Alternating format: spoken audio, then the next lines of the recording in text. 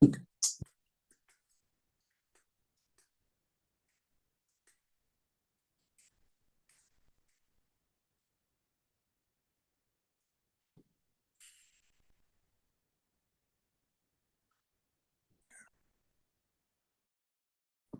get rid of that.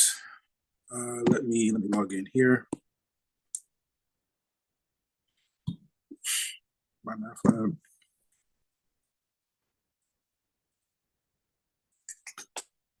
Sign in.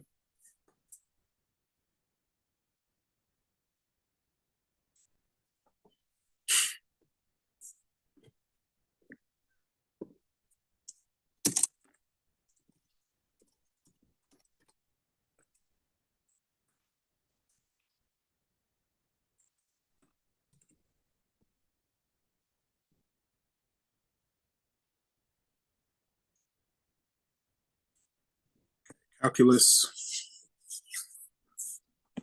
Come on. And it should be at the very bottom. Chapter 4. Come on. There are 146. Just change the 5 to a 6.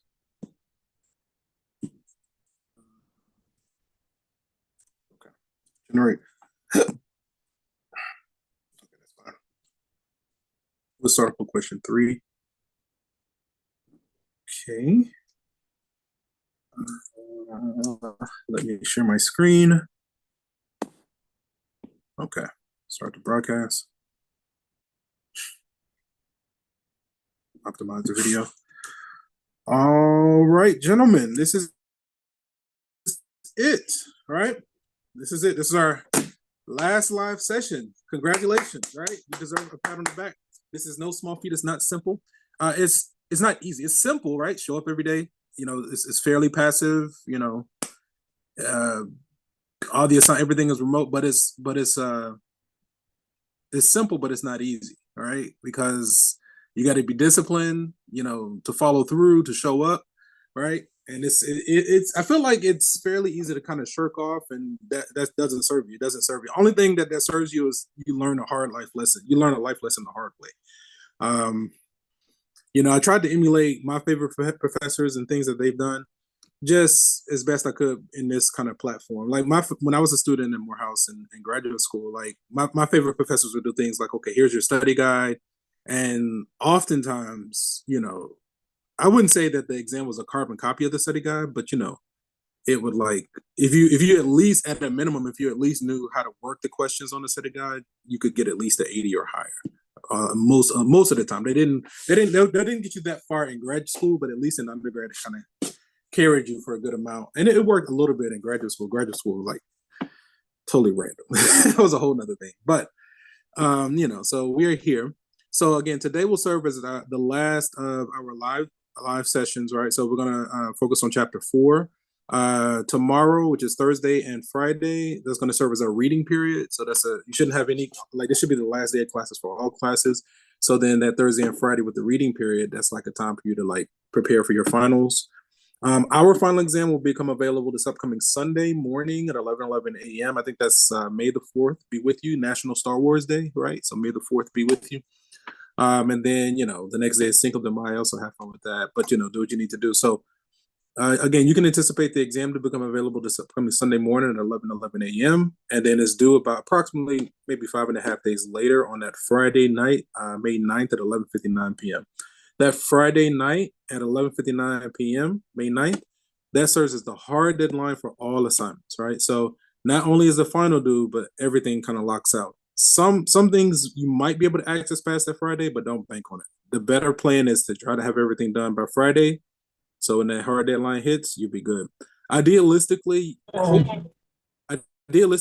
you would have already completed all of your assignments. And so that way, when you finish your final, you should be done with the course. You don't really want to be in a position where you finish the final and then you have umpteen other things that you need to do. It happens, but whenever it's possible to avoid that, you want to avoid that. Try to go ahead and finish everything now. And then, you know, the final should be the last thing The grades in Blackboard should be updating automatically. So check your grades for accuracy. If anything looks weird, now is the best time to try to get them resolved. Everybody has to take the final, even if you're like, max scores on your assignments. Because I think the finals were 30%. So without the final, the highest you can earn is a 70, right? And I'd hate for somebody to be max scores and then walk out of this with like a C, right? So everybody takes the final, but the goal is to create as much of a cushion as possible, But the final, just like the other exams, unlimited attempts for those 5 days. But again, the difference is we're approaching a hard deadline. So once that deadline hits, everything locks out. But I think it's unlimited attempts. The system is set to take your highest score. No late penalty because it's due at the hard deadline. On my end, I usually don't log in to like calculate final grades until Monday, right?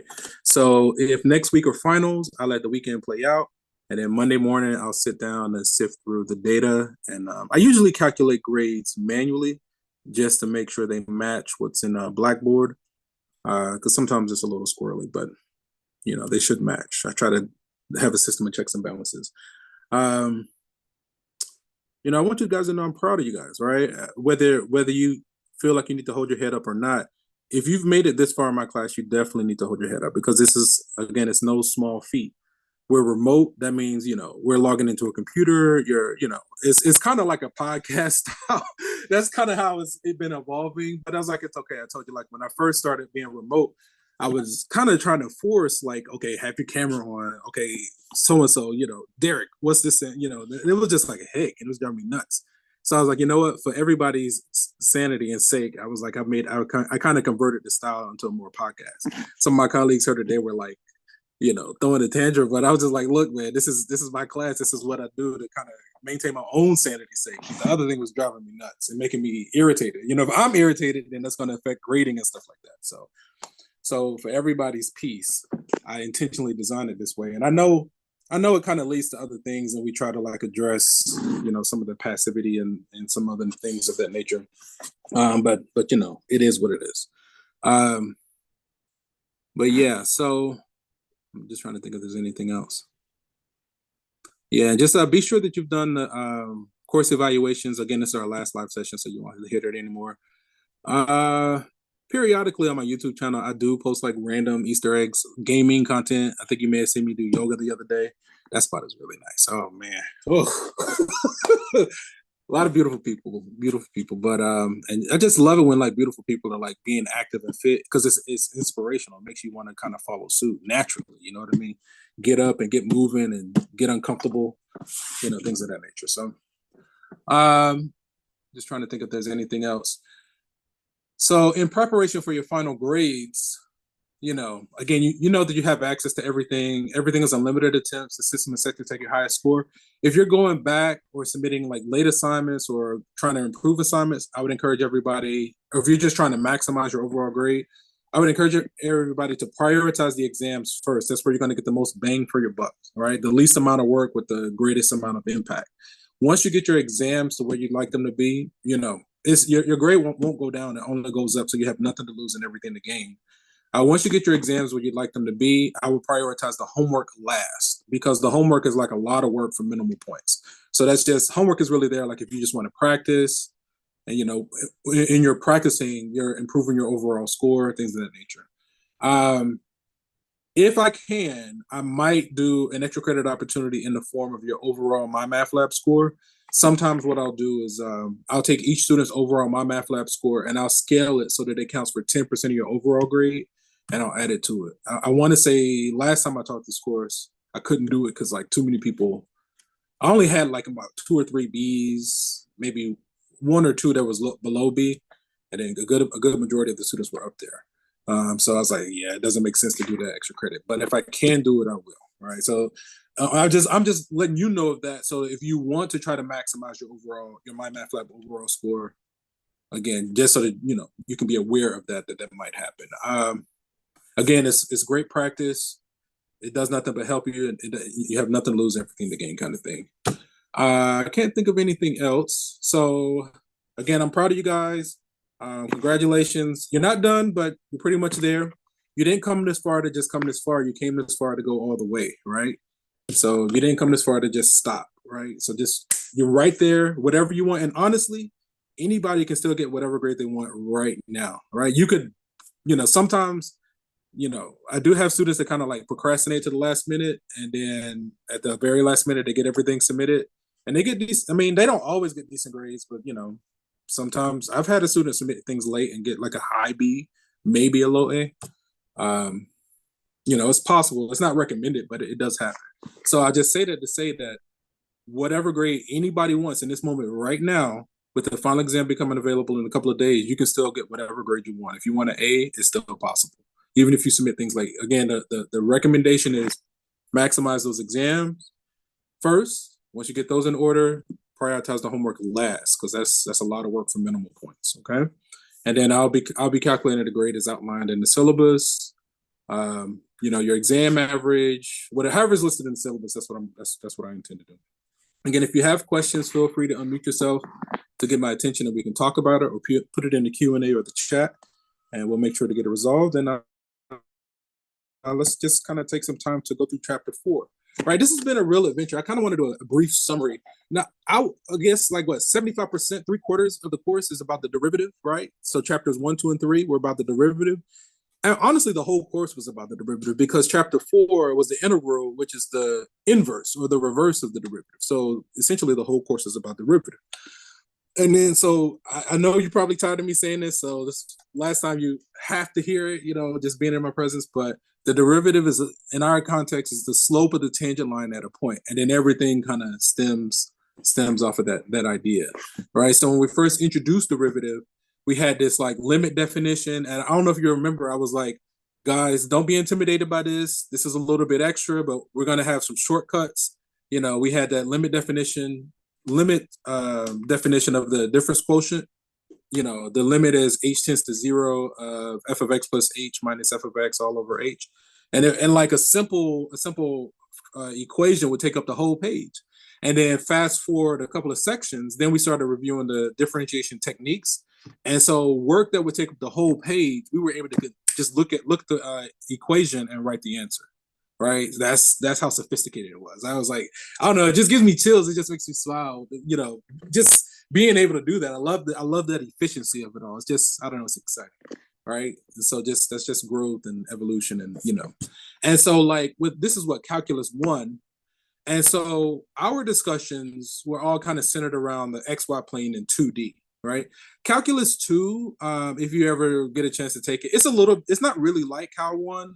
I would say Calculus 2 is closer to like pre-calculus, in the sense that it's like sequences in series, converge and diverge. I don't think I've ever taught Cal 2, but I've taught Calculus 3, because Calculus 3 is like Calculus 1. It's just, instead of 2D, now we extend these concepts into 3D. So that, like when I was a student at Morehouse, that's what my senior seminar project was on with Dr. Brania. He was my professor when I was a student. And some of my students, have surpassed me. They're now professors at Morehouse, or at least my colleagues. So that's trippy too. I was like, man, we got like at least 3 different generations of like professors going on here. But so my senior seminar project was on, integration in RN basically. So like we did 2D. Calculus 3 would be like 3D, integration, these concepts in a 3D space. So then for my senior seminar project, well, could you do 4D or 5D or 6D or nth, like as n goes to infinity dimensions, right? How would we even conceptualize that? How would we because as humans, we can't quote unquote like see 4D, but we have a way of conceptualizing it, right? So every time you add a dimension, the new dimension, is perpendicular to the previous dimension, right? So how do you go perpendicular to a 3D space, right? And so it's like really kooky, it's really fun stuff. And so like the simplest way I can kind of articulate a 4D object is like, imagine like a human, right? And you see them from like conception to birth, as a child or a toddler or a young adult, a teenager, young adult, elder, and then they die, right? So if you were to see this human throughout all of his different forms throughout its entire life, and you did a snapshot, that snapshot would be like a 3D rendering of, you know, the 3D space like what we're used to, right? But if you visualize that human from birth to death throughout its entire life, to me that's like a fourth dimensional rendering of a 3D object, right? So because when you cut it, now you have a, you know, when you freeze it at a certain moment, now you have a 3D representation of that thing. But then if you can see the entire life of this being from beginning to end, that's like a 4D representation. And then, you know, if you really want to kind of push it to the next level, it's, to me it's kind of like a worm almost. But if you want to push it to the next level, then it's like now you want to factor in choices, right? Because if you have a set, if that being has a set of choices, it's going to have like a certain outcome. But if that being starts making different choices, it's going to either shorten its lifespan, extend its lifespan, it's going to transform, it might lose a limb. You know, it'll have different outcomes based on its choices. So maybe the next dimension might be choices. I don't know. But you know, so, and we have other ways of talking about it. I mean, like the way I did it in for my senior seminar project was every time we had a space, we would observe the projection, or we would collapse it or flatten it, right? So like if we had a 3D space and we wanted to explore 4D space, we would take that 3D space and smush it. So it's you have a 2D representation of a 3D object, right? So then now we can talk about going perpendicular to that. Now we have a 4D object. Well, if you want to go to the next level, you take that 4D object and you look at the projection, or you flatten it again, and then you come perpendicular to that flat 4D space. Now you can explore a fifth dimensional space. And so that process of like flattening to come off perpendicular is how we explored higher integration in higher realms, or whatever, higher dimensions. So anyway, that's just a little extension of like concepts that we've been talking about. Just flights of fancy mathematician kind of stuff, right? You don't have to worry about it. Just showing you like what you've been introduced to, right? Coming through this course, right? So hence why I'm here. Fun stuff. Maybe one day I'll pick it back up and see where I can go with it. I mean, and like there are human representations. It's not like 100% accurate, but it's an attempt for humans to see a 4D space. Again, to me, the most I don't want to say accurate, but the best way I can visualize 4D is that whole human from birth to death as a worm through time, right? And a snapshot would be, okay, that 3D object at that moment in time. But you know, you might see things like the Tesseract in like Marvel movies, and you know, people have ways of like trying to visualize a 4D space. So anyway, fourth dimensional objects. Anywho, and we can go a little bit deeper and talk about it more, but you know, that was enough, right? So, just fun stuff. Okay, so moving into chapter 4, I think the first one ended up being question number 3. So that comes from section 4.1, question 5, right? We're asked to evaluate this integral, right? So we talked about integration techniques, something like this, the integral of a power function. We're going to add 1 to the power and then divide by the new power. So if we add 1, it looks like we'll get 5 over 2. So it looks like, and plus some constant of integration, right? And so, like, the reason I shared the whole little backstory with the mathematics and all that, I don't just get random people in my field. Only certain people can be around me, right? Only like geniuses and like future geniuses, current geniuses, past geniuses, unawakened geniuses. Only certain type of individuals can be in my field, right? Because people that are not like that, they just can't, for whatever, something always happens to remove them from my field. So because you're in my field, I already know who you are. Like, I know that you're a genius. I'm just trying to remind you of your divinity. It may or may not come out in the form of sciences, but, you know, if you judge a fish by its ability to climb a tree, it'll spend its entire life thinking it's dumb. In reality, it's a genius. You just have to put it in its right environment and nurture it.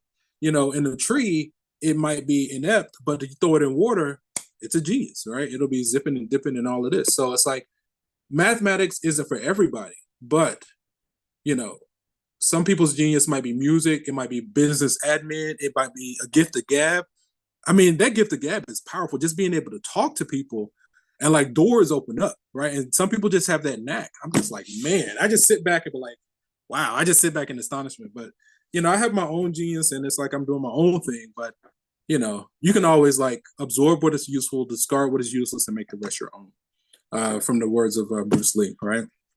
Seagull and Bruce Lee. So, anywho, just fun stuff, right? Okay, so bringing it back. So, if we want to evaluate this integral, we're going to say what we add 1 to the power. It's going to be x to the power of 5 over 2, right? And then divide or times 2 over 5. I'm going to do 2 over 5, right? So add 1 to the power divided by the new power, and then plus the constant of integration. So plus C, I think. Okay. Check. Let me check on you guys' Zoom real quick. So like I had a pretty fun experience this weekend. I've just resolved myself to just try to enjoy every waking moment as much as possible within reason. So I kind of, it's funny enough, I've been hanging out with a former student of mine. We're like pretty much the same age. Like I'm like maybe 2 years older than her. So, we just, just support each other or whatever. But, I was trying to get her to go see this, what is it called? Khufu exhibit on the Beltline. That was a lot of fun, by the way. I did the Khufu exhibit. I was like, yo, this is dope. Because what it is basically you put on a VR headset, but they designed it where, how with VR headsets, generally you kind of have to stay stationary. Well, they designed it where you can actually walk around. And so walking around, and it's like you're surrounded by other people, and it's basically a big open room. But I think the exhibit left like Sunday. I think it's gone now, right? So that's why I went. I went just because I knew it was going to be leaving, and I was like, well, let me just go anyway. And it was like I really felt like I was like viewing the pyramids, right? And of course they're using like calculus and geometry and vectors and all this, but it was dope because basically what it is, it was a giant empty room, right? You have people everywhere, and when you put on the VR headset, you're basically touring the Egyptian pyramids.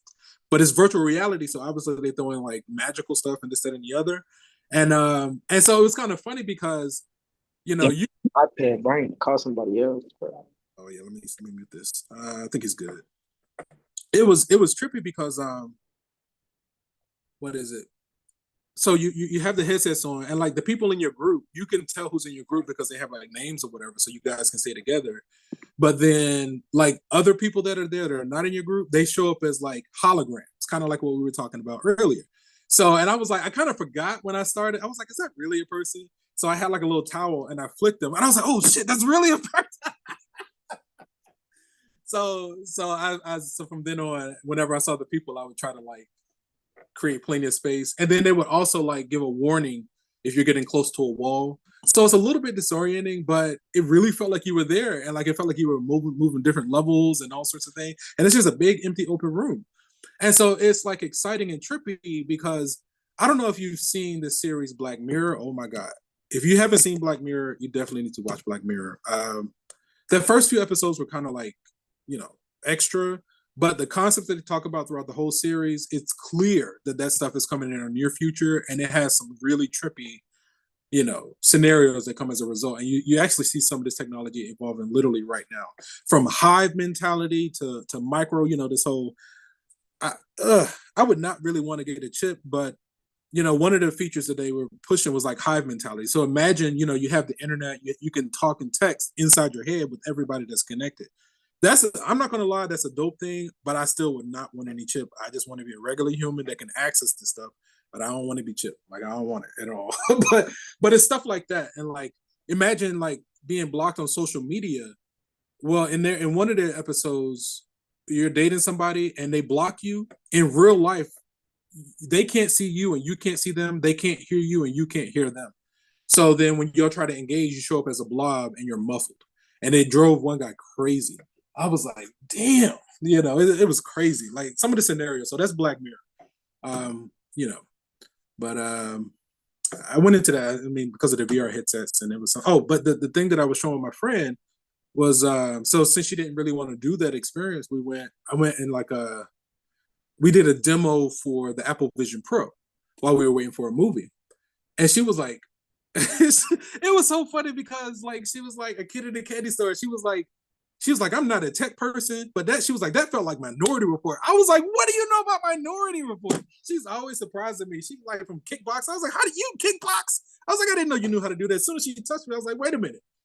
I know that movement. Like, that's a trained professional. Like, as soon as she said, pop, pop, pop, I was like, wait a minute, you trained. It was like mind blowing. So, but yeah, it was really trippy. Like the Khufu was like pixelated or whatever, but Apple Vision Pro was like high definition. Like the little demo they showed was like one of the scenes was Alicia Keys' concert, and we're literally standing right next to her. You can look in every direction, and you're like literally on stage where it felt like you were actually there. Another woman was tightrope walking across like between two mountain peaks, and she fell, and we're like right there. It feels like you're about to fall into the abyss, and you're just sitting in the chair. And it's trippy because you can shift. It's called immersion, right? You can do fully immersed where all you see is the VR, or you can like dial it back so you can see your surroundings. And so if you want to take it to the next level, I'm just doing this kind of discussion because it's our last meeting, and I'm sure you guys know how to process the other stuff. And if you don't, you know how to ask questions and you know how to research or whatever. So I was like, let me just do something a little bit different. But if you want to take that to the next level, I was expecting her to say the movie Ready Player One, because to me that's what it's like. So the next level would be, and I don't know if it's extra or not, I don't know how feasible it is, but what Disney has been trying to do, they've basically been making, Ready Player One, he has that multi-directional treadmill. It's a treadmill where he can run in any direction and it'll translate to the game. Disney actually has something like that exists literally right now. But if the goggles are augmented reality, I don't know how much you need it. Like, to me, it's like, okay, I would make games where you can like scan your environment, your house, your apartment, wherever you are. So it would have a lay of the land, and then just make the game the same way that Khufu did in that big open space. Do it for your personal environment. So you can still play your favorite video game. You can put yourself in your favorite video game, but then it would warn you about the walls and stairs and obstacles in your environment. Like, to me, that, and so like, honestly, if I wasn't like working and like trying to focus on surviving, this is the kind of stuff that I'll be creating. So I'm actually an inventor. I'm like a savant. I just be making excuses because my mind goes crazy. I be so like geeked out on stuff from gaming. Like again, the main games I play are Mobile Legends, Dragon Ball, Dokkan Battle. Now imagine you can put yourself in the game, right? And you can decide to either play with a controller or you can physically like do things, and I know that's nothing new, but like an augmented reality Dragon Ball Z or augmented reality MMO, multiplayer game or whatever. It's just like it's so many different ways. Like imagine Grand Theft Auto, but it's VR and you're in the game.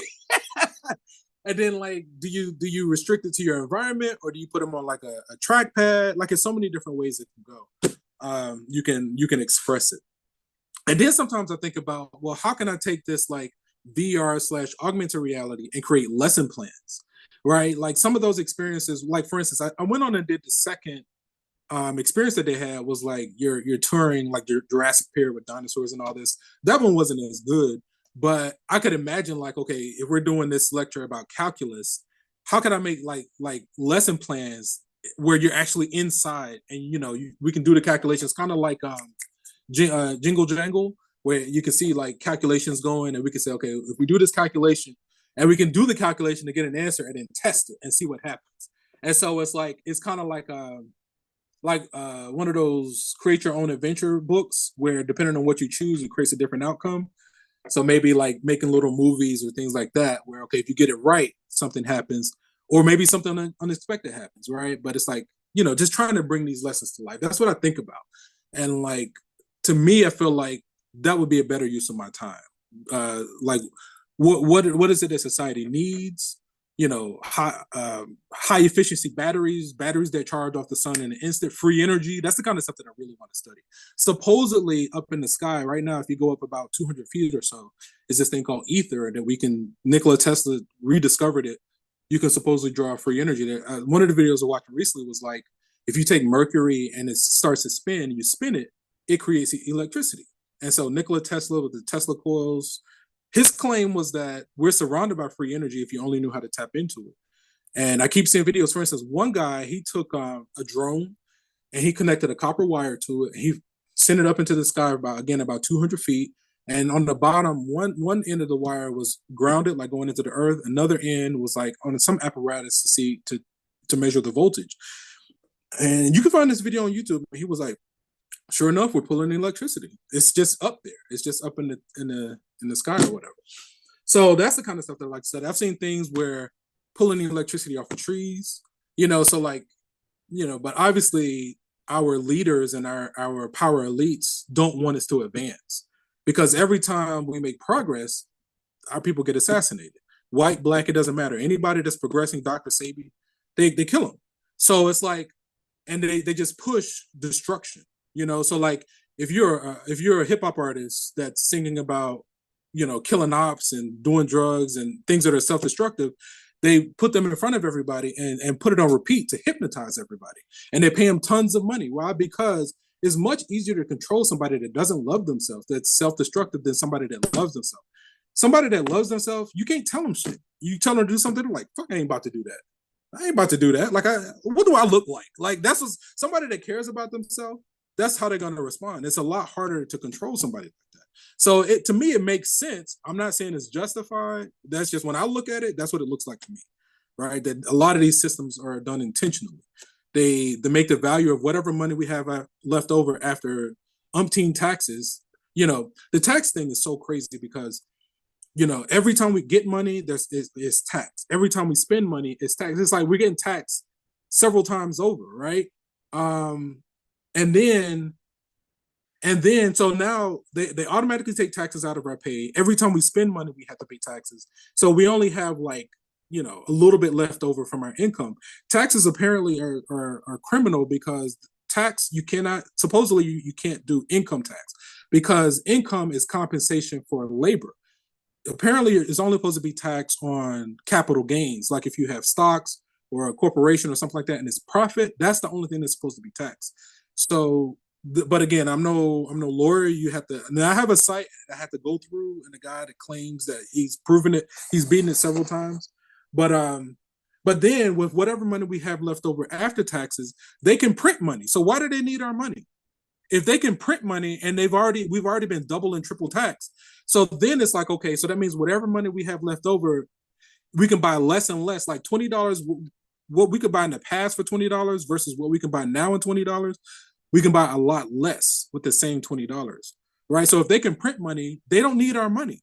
And then it's like, so we're forced to pay taxes under duress with the threat of jail time. And then they take the taxes and do God knows what with it. Send money. They take care of like illegal immigrants. They take care of like refugees, Israel, Ukraine. They send it overseas. Apparently, the Pentagon has failed its audit for the past 5 or 6 years. So it's like these officials. So it's basically criminal. But it's like, until as a collective, as a people, we come together to resist. As long as we're afraid, and we're afraid to put our life on the line, we're just going to keep getting, done up the rear. You know what I mean? Like, that's basically what they're doing. And it's like, but we're afraid. We're so afraid to put our life on the line, to speak up, to stand up, then we'd rather live a life. You can't even call this life. You know what I mean? But so I do my resisting in my own kind of way. You know what I mean? Because we don't really need any more martyrs. We don't need people that's going to die. We need people that's going to survive to tell the tale, and to plant seeds, and to encourage, and to strategize. So it's like, there was something else with it, but I did the best I could to try to get those points out. There was something else, but but anyway, so just flights of fancy, just interesting things. But yeah, so yeah, we did the we did the Apple Vision Pro tour, and she seemed like she really enjoyed it. I wasn't expecting her to have that reaction. I was just trying to kill some time. I knew we were in the area. But yeah. Anyway, there was something else to try to bring it back, but I kind of lost my train of thought. So I'm gonna release it and keep moving. Again, just trying to give you guys a little bit of synthesis of like what we've been processing, and like some of the potentials. Right. Again, I don't believe in capitalism at all. Like as far as I'm concerned, we've been tricked into paying for things that are free. And we've been tricked into like thinking that it's honorable to waste the best years of your life going to a job that you hate and not having energy for yourself. So that's why I'm part-time, because I was like, it doesn't make sense. It's like, I'd rather spend my time, the best years of my life, doing what I love to do. you know, and then it's like we're promised retirement at age 65, but the life expectancy is 65. So it's like we don't retire until the time when they expect us to die. That's slavery.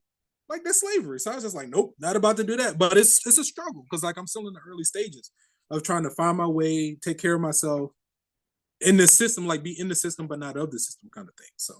So anywho, that's my little soapbox rant. Hopefully you got something from it. But yeah, again, if it were up to me, like I would be creating inventions, solving problems of society, finding the win-win for everybody, not the win-lose. Like what's the answer that takes care of everybody, where nobody's left out? Everybody has what they need and what they want. All right. That's what I would spend my time doing. Whether it's free energy or housing or 3D printing houses for the homeless, protecting people. But it's just like as a culture or society, we have to like grow because we still judging people based on their skin, even if they are a different species or not. They're still a living being. They're here now. Like, okay, you still need to honor. They have some spark of the source, you know. So where they might, it's clear that some people just don't have souls. They have a complete lack of empathy. Like, I don't understand how you can do things it's causing people to suffer, and you have more than enough. You don't need any more money. So why do you feel like you need to spray our skies all the time, or poison our water, or poison our food, or intentionally it's like they have nothing better to do. So, you know, but again, if it were up to me, I'd be focusing on innovation and creation. But we have to still do these things in spite of this nonsense that we're in the moment. I don't think this nonsense is going to go on forever. If you want to see something that's like really interesting, do a deep dive on the ancient civilization of Tartaria. And this is a group of people that like supposedly had like free energy. Like I saw a video, it was so trippy. It was basically like, like a Ford, those old cars when they first came out. And it had a spare tire in the back. And the person went to parallel park. And so he pulled in forward on an angle. That spare tire lowered to the ground and lifted the car up. And just that wheel lifting the car, it just rotated like sideways into the space. So you think it's a spare tire that comes off. In reality, it's a wheel that allows for easy parallel parking. And this was like an old timey video. So it's clear that like, we've been lied to about so much stuff. It's so clear. You can't just say this kind of stuff because like when you try to talk to people about it, they look at you side eyes. Like they think that you're crazy. And I'm like, well, maybe I am, but that's the evolution of truth. Like that's how the truth evolves. Because at first it's rejected. I don't know the full evolution of it, but I know in its initial stages when the truth comes out, nobody believes it.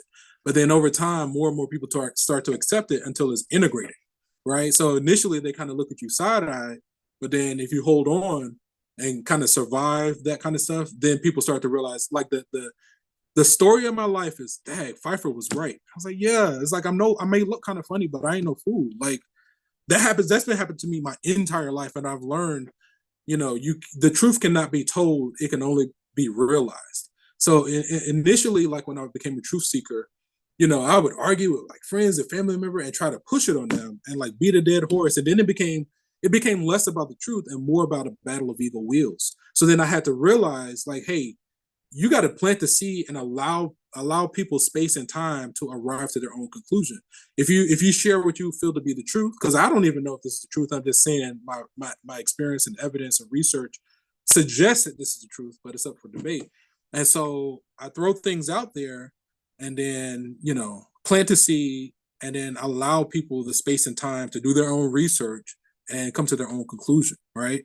So that's kind of at the phase that I'm in now. And sure enough, when I'm just a little bit more removed from it all, like plant the seed and step back, you can see over time people starting. They eventually they come back. It's like, hey, that was actually true, and they're starting to see like through all the lies and illusion that we've been pumped with, that we've been fed with. So anyway, okay, that's enough of that. We got a solid 30 minutes. So, again, this is the last. I usually like to do stuff like this on the last day. I kind of been wanting to do stuff like this the whole time, but we're here for math, so I try to leave it at math. Let's look at question 79. Let's look at question 79. So 79 is here. All right, so find the area of the region bound by the graphs of the given equations. So when we introduced this, basically we had to take the integral of the top graph minus the bottom graph, right? So we have these two graphs. One looks like it's a downward facing parabola, and one looks like it's a diagonal line with a negative slope, right? So if we want the area of the region bound by the two graphs, we need to one find where these two graphs intersect. So that'll give us our lower and upper x bound limits. Then we also need to figure out which graph is on top, right? More than likely, but we'll have a way for that. I think I need to take some notes here, so I'll take some notes. So yeah, thanks for like indulging me in that flights of fancy. It's just things that I think are important that that I just felt like I should share and say, and I do my best to try to be politically correct and not say anything too controversial. Um, but I think it's interesting or it's funny because my name is Charles and I'm a professor, so it's Professor Charles Xavier, right? I always feel like that half the time, or either Doctor Strange. I totally resonate. Like I totally would do that. Like if there was like a mysticism school and I can just go and like learn all the mystic stuff, become like Doctor Strange, I would totally do it in a heartbeat. Because that's what I'd be doing anyway. Just on my own little research on like YouTube or whatever. But if it's something that's like tested, tried and true, I'd be there. Like, I'll see you guys in like a decade or two. I'll be back. Anyway, okay. So find the area, right? Let's start by setting these two. Notice the left equals y. Let's set these two equations equal to each other and see where do they intersect, right? So we'll say the left equals the right. So let's see, we'll have this 6x minus x squared equals a negative 2x, okay? I'm gonna move everything to the right so I can set it to 0. So that'll be an x squared. If I subtract 6x, that'll give me a negative 8x equals 0, right? I added everything to the right, and then I reversed the order, right? Okay, just because I wanted a positive leading coefficient. So then from here, if we factor out x, I'm going to be left with x minus 8. Okay, so then from here, we can use what's called the zero factor property. When we have two or more things that multiply to give us 0, we set each factor to 0 and solve. Let me write that here. We're going to use the zero factor property. Zero factor property. Right, okay? So then, and here what we did, we just factored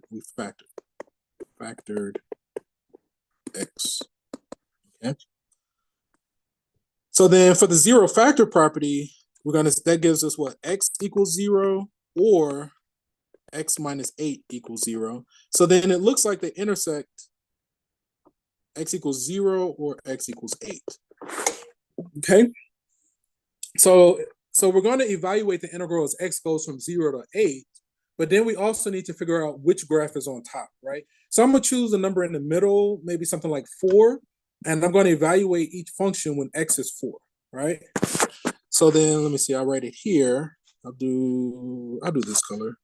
I'll say when x equals 4, right? If we plug 4 into the first one, that's what? Y equals 24 minus 16, which is 8, right? But then in the second one, y equals negative 8. So it looks like the first one is on top, right? Because it has the larger y value, which is what we anticipated, right? We had a downward facing parabola. We expected that to be the upper graph. It is. So we would say the first equation, we would say the integral. So the way we put all this together, we're going to say the integral, we're going to evaluate the integral as x goes from 0 to 8 of the upper equation minus the lower. So that's going to be the first one minus the second one. So that's going to be the 6x minus x squared, that function minus negative 2x. Hopefully this makes sense, right? 6x minus x squared, okay? Dx. So this is the integral that we're going to evaluate. So let's simplify it down some. 0 to 8. We got a 6x minus x squared plus 2x dx, okay? Let's combine like terms. Okay. What is that? 8x. So it looks like we have 8x minus x squared dx. Okay. So then we can evaluate this integral. What is that going to be? X squared over 2. So that's going to be 4x squared minus x cubed over 3. And we want to evaluate this antiderivative as x goes from 0 to 8. Okay. So we're going to plug in when x is 8. Let me see. So when we plug in 8, 64 times 4, 240 plus 16, 256. So 256, 8 times 8, 64. What's 64 times 8? 480 plus 32, 480, 490, 512 over 3. We'll leave it as 512 over 3. So when we plug in 8, we got this result. We're going to say, now when we plug in 0, it collapses to 0. So we got lucky. We were about to say minus when x is 0. But when x is 0, everything collapses to 0. So we got lucky there. So we just need to simplify this number. Let me see. 6, 750, 768.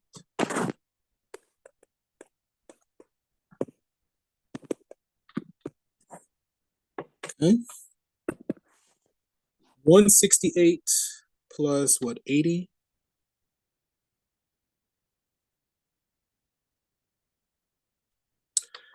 I got it right here. Here. Hey, Google, what's 768 minus 512?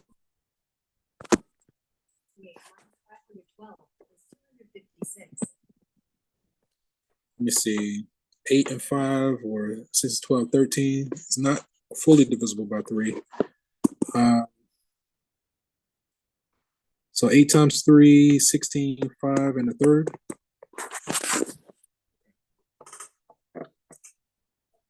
So the area bound by this region, we got this result here.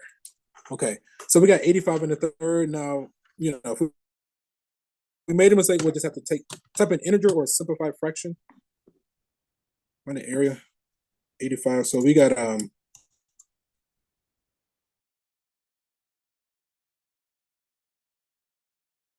256. Here we go. 3.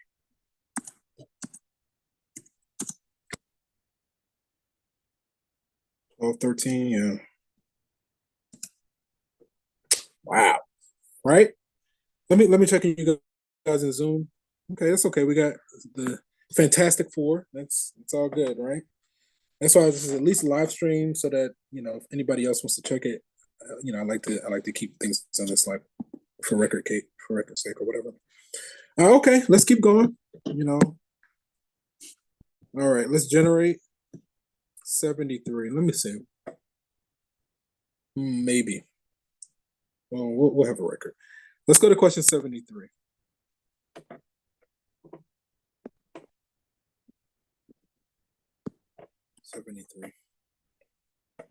Find the area represented by the definite integral, absolute value. So absolute value,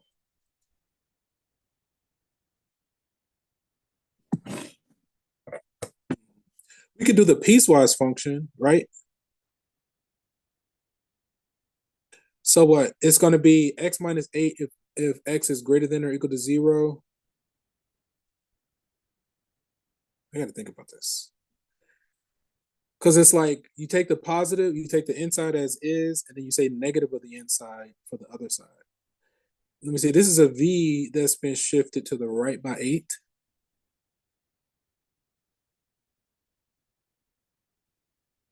Let me think.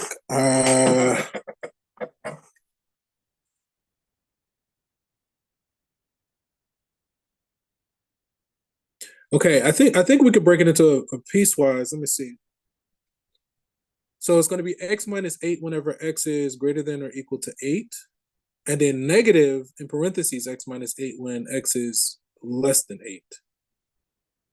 And then we can break it into 2 separate integrals. So we can evaluate the integral as x goes from 0 to 8 of one, and then from 8 to 12 of the other. And I think that'll get us what we need, right? Okay. Let's do it, and then maybe we'll go and see what let's let's attempt what we're articulating first. So again, I'm using a piecewise definition of absolute value of x, and I'm going to break it apart into multiple integrals.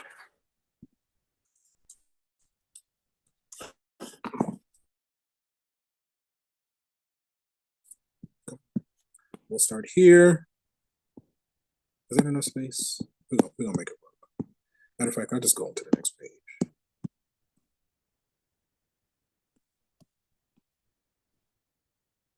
All right, let's see.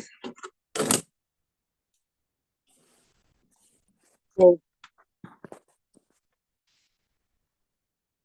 absolute value of x minus 8, it should be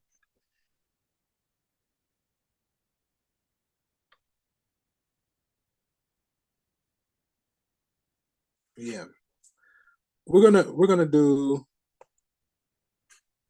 it should be x minus 8 when x is greater than or equal to 8, right? And then it's going to be negative x minus 8 when x is less than 8. Okay? So that way, you know, when x is 8, we're on the x-axis. It should be a positive diagonal going to the right with a positive slope, a diagonal line going to the left with the negative slope, basically making a V where the vertex is x equals 8 on the x-axis. Okay? So then what we're going to do is use this to break the integral from as x goes from 0 to 8 and then from 8 to 12, right? So we'll have the integral as x goes from 0 to 8 of this bottom one, this negative x minus 8 dx. We're going to say plus the integral as x goes from 8 to 12 of the other one. Yeah. And this is what we're going to evaluate. Okay. Let me see. X squared over 2. So we get it looks like it's a negative x squared over 2 plus 8x as x goes from 0 to 8 plus, it looks like it's a regular x squared over 2 minus 8x as x goes from 8 to 12. And when we plug in 8, 64 divided by 2 is what, 32? So that's a negative 32. 8 times 8 is 64. When we plug in 0, everything collapses to 0, so we can just kind of bypass that. When we plug in 8, 64, 32, so that's a 32, minus 64, that's okay, let's keep going. Then we're going to say what minus when we plug in 12. 144, 72, right? So 72, 80 plus 16, 96. So minus 96. Do these two cancel each other? It looks like this cancels this cancels this. That difference, if there were 80, is 16 plus 8. 24. Negative, double negative is a positive. It looks like the final result is a positive 24. All right, let's just go with it. All right, what's the time? This might be it. I mean, I think that's enough, right?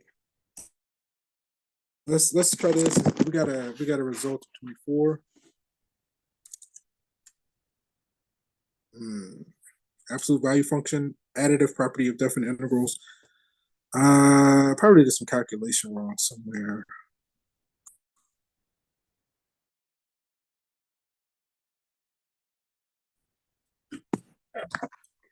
We plug in 8. Let me see. Negative x minus 8. X minus 8. 8 to 12. Okay.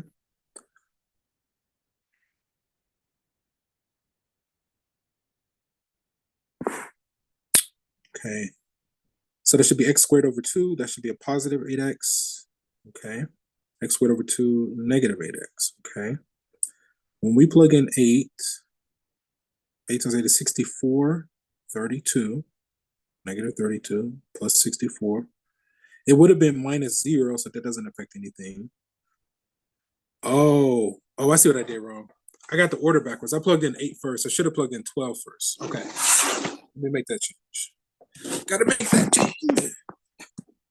Okay, right here, right? I did the reverse. I did the wrong order there. So we can pick it up from here. -32. I think that was good. Right? Now over here, this next one, I did the 8 first, anticipating those guys canceling, and that messed up my signs. I should have done the 12 first, right? So 12 squared is what? 144 divided by 2. That looks like it's a 72. And then 80 plus 16, 96, right? So I should have done the 12 first. And then we got to say what? Minus, now we plug in 8, 64, so that's a 32, right? Minus 64, right? And I think that changes things when we do this. Okay, let's expand and combine like terms. We got a -32, we got a 64, we got a 72, we got a -96. Now we got a -32 and a +64. They still cancel? No, they don't all cancel. Did I get those signs right? I think so, right? Some say we got a different result this time. Actually, none of it canceled, right? Okay. Wait a minute. That's a 64, right? Yeah. So this plus this is a -64, so that's going to get rid of this guy. Is it 0? No, it's not 0. Okay. 6 and 6 is 12, 13 to 136. So then we're basically doing 130. We're doing 136 minus 96. So that's a 36 plus 4. 36. So that's 40.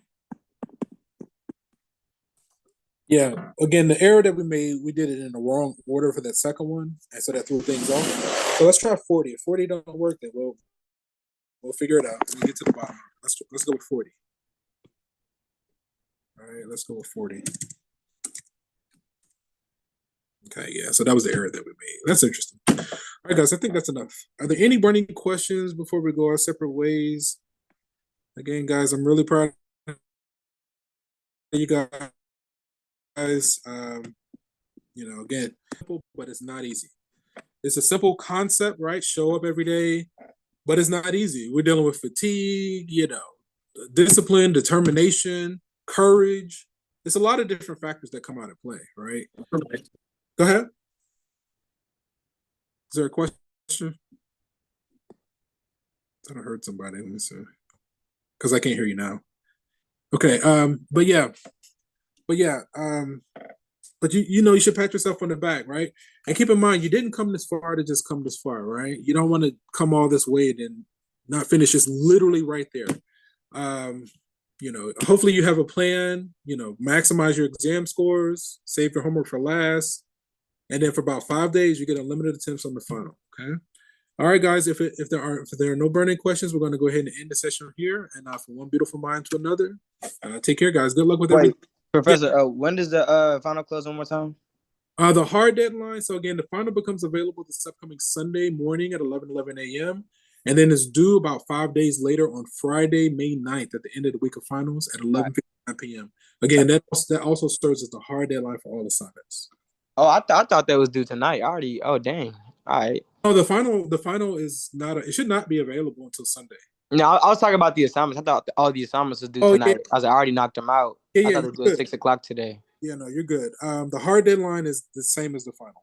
All right, bet. Appreciate you, Fred. Any others, guys? Again, I'm proud of you guys. It's been great. Best of luck with everything, and you know how to find me if you need help with anything in the future. Take care, and until next time. Peace.